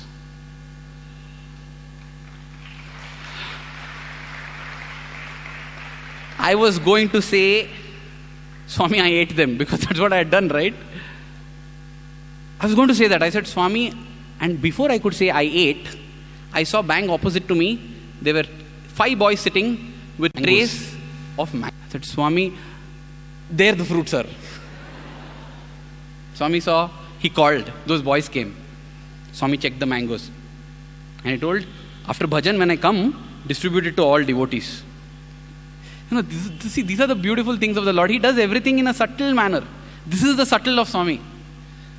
Subtle manner he does these things. He didn't tell, hey, that fruit in your dream, you remember, I only came. He didn't tell like that. And what is the need to tell, that is prasadam. Swami means, we have already decided that it will be distributed. I said, yes, Swami, we will distribute it. Good. Now, because he had touched the mangoes, I offered the kerchief to him. Swami took, wiped his hands. Usually he gives back. He looked, he smiled, threw the handkerchief on my face, and then walked. I felt so relieved.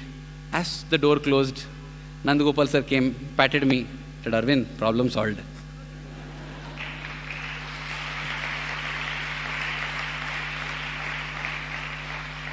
Now my time is up. So, as I said, in this one experience, I learned so many things. Most important being, never allow anybody to come in between you and Swami. Never. Never. Let us see the example that Swami gives.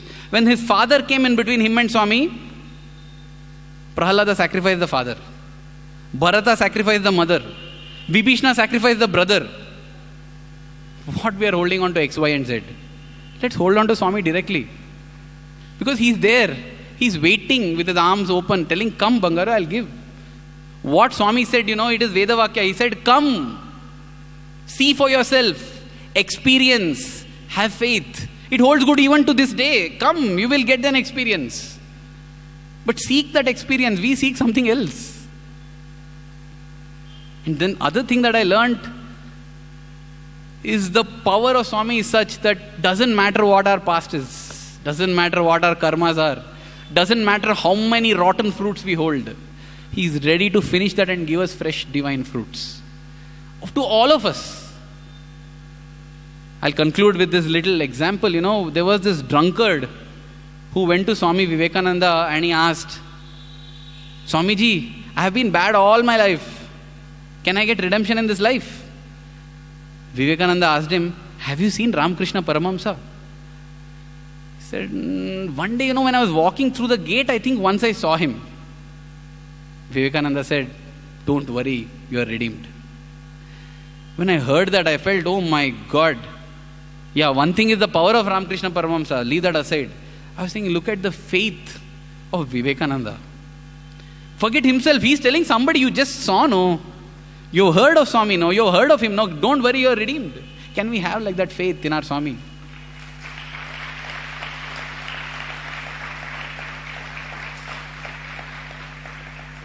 We just have to start having this faith. Start having this faith. Start calling out to him. Swami himself used to tell in the Telugu Padyam. I'm not able to quote it. But on Patudala, on determination, Swami would say, he used to say, Nija Bhakta Diksha. What is the quality, what is the determination of a true devotee? He will either get what he is seeking or he'll collapse and die from the effort, but will not get satisfied with the second best. That should be our Diksha. Swami, we either get you or nothing, no problem. Let us see how we will not get Swami. Because, I really feel very emotional because that is how my life experience has been. If we really look at Swami and see his love, more than we being unable to live without him, he can't live without us. His love for us is greater than our love for him. So he's just waiting for us to call out, that's all. He's just waiting like a mother waits for the infant to wail out and cry. And he's just hoping that when he gives us a little rattle, when he gives us a little plaything, a keychain, what happens? Baby will cry, wah, mother gives a keychain. And baby is happy. Mother goes. And then baby realizes that keychain is no, it starts crying. They give a toy. Happy. Mother goes. Finally it comes to a point where the child says, no, you don't cheat me. No, I don't want all this junk. The rattle is the junk. Cries and cries and cries. And what the mother does, picks up the baby and puts it close to her heart. Let us also cry for Swami and not get satisfied with keychains and rattles. These rattles are now useless. They are junk actually.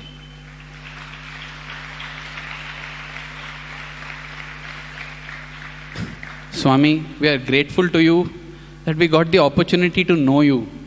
Swami, our prayer is that with every passing moment, let our love for you grow stronger, stronger and stronger. Thank you. Jai Sai Ram.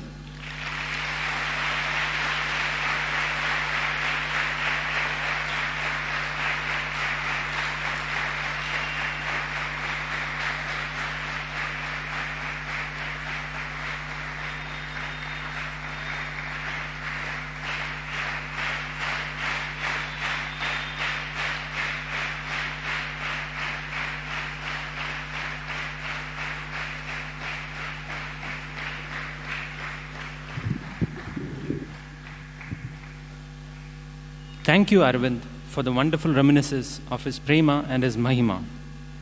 As always, you brought out messages of profound wisdom laced with beautiful humor. Aravind spoke to us about his most cherished experiences in Brindavan. Thank you for taking us back to the beautiful life at Brindavan in those days. For some of us, including me, who have not been fortunate enough to experience it, we were able to actually visualize it in front of our eyes. Aravind reminded us that with Swami, you always receive more than what you give. He brought out the message that delays are not always denials, and even those delays are only to maximize our happiness. He also reminded us of how often we forget what is actual joy and fail to enjoy what we receive by comparing it with what others receive. He also told us how important it was to ask from Swami what he has come to give and not what we want. And last but not least, he also told us how to experience Swami's love.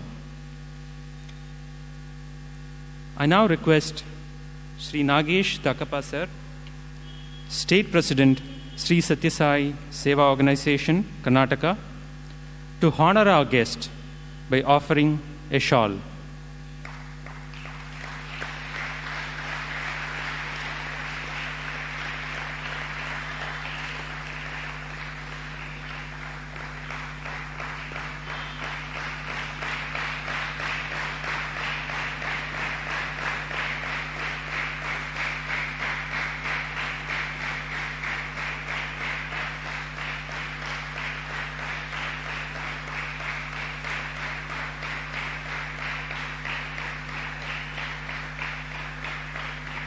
Thank you, sir.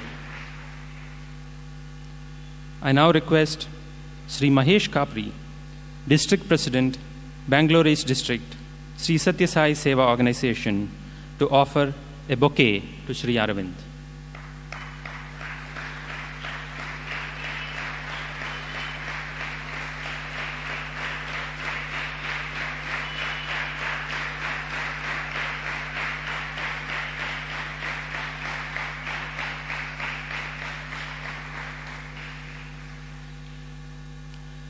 We would also like to express our gratitude to Shri Bhutia, custodian of Brindavan, the office bearers of Sri Sathya Sai Organization, the principal, warden sir, the audio-visual team, and Mrs. Bhutia and her Prasadam team. Also, thanks to all of you in the audience who are here in good numbers and sharing in the joy of the Lord's divine experiences. We have some announcements to make. Next week, that is on the next Sunday, 24th of April, we will have the One with Sai program. We have the performance of Srimati Savita Sai, who hails from Tripunithura in Kerala. Next week, on the same day, that is on 24th April, we also have the Narayana Seva at about 11:30 in the morning, open to all devotees, on the occasion of Aradhana Mahotsav. The next month's medical camp will be held on the 1st of May. Our next month's Samarpan will be held on the 15th of May, and we will have Dr. P. L. Rani, Associate Professor, Department of English Language and Literature, Sri Sathya Sai Institute of Higher Learning, Anantapur campus, sharing her experiences with us.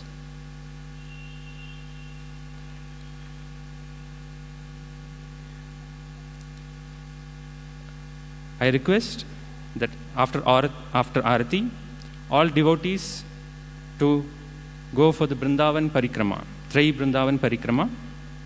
Prasadam will be served thereafter. Requesting everyone here to partake the Prasadam before leaving. I now request Shri Aravind to perform the Arati.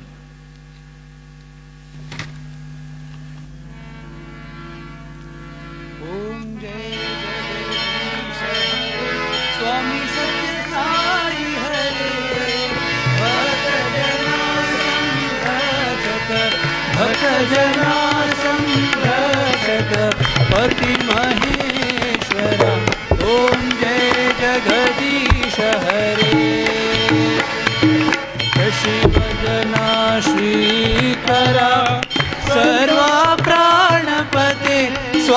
सर्वा प्राणपते आश्रित कल्पलतिका आश्रित कल्पलतिका आपद्बान्धवा ओम जय जगदीश हरे माता पिता गुरुदैवमु मरियंतयु नीवे स्वामी मरियंतयु नीवे नाद ब्रह्म जगन्नाथ नाद ब्रह्म जगन्नाथ नागेंद्र शयना ओम जय जगदीश हरे ओंकार रूप ओजस्वी ओ साई महादेवा सत्य साई महादेवा मंगल आरती अंधुको मंगल आरती अंधुको मंगल गिरिधारी ओम जय जगदीश हरे नारायण नारायण ओम सत्य नारायण नारायण नारायण ओम नारायण नारायण ओम सत्य नारायण नारायण ओम सत्य नारायण नारायण ओम जय सद्गुरुदेवा नारायण नारायण ओम सत्य नारायण नारायण नारायण ओम नारायण नारायण ओम सत्य नारायण नारायण ओम सत्य नारायण नारायण ओम जय सद्गुरुदेवा नारायण नारायण ओम सत्य नारायण नारायण नारायण ओम नारायण नारायण ओम सत्य नारायण नारायण ओम सत्य नारायण नारायण ओम जय सद्गुरुदेवा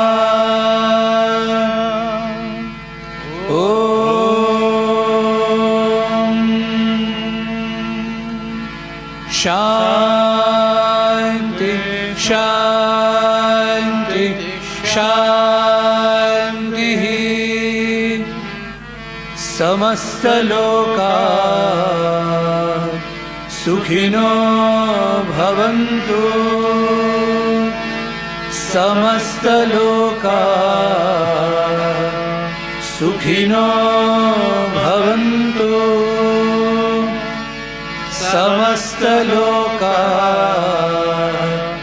सुखिनो भवन्तु ओम शांति शांति शांति जय बोलो भगवान